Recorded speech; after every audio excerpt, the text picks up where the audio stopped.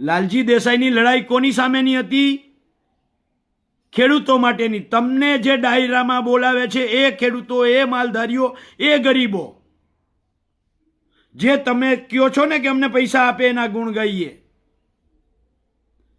આ ખેડૂતોને તમે જેની થાળીમાં ખાવ છો એનું રક્ષણ કરવા માટે તો 4 શબ્દો બોલો. ક્યાંય આવડી મોટી ખરાબ જમીનમાં આપણી થઈ એક શબ્દ ના બોલ્યા. આટલો કમોસમી વરસાદ થયો એક શબ્દ ના બોલ્યા. આ કથાકારો, કલાકારો સનાતન ધર્મ, મા ભોમ, ગાય આ બાબતે બોલે છે અને બેન દીકરીના રક્ષણની વાત કરે છે. એમાં હું કહું છું, વાંઢિયાની ઘટના જુઓ, શું થયું.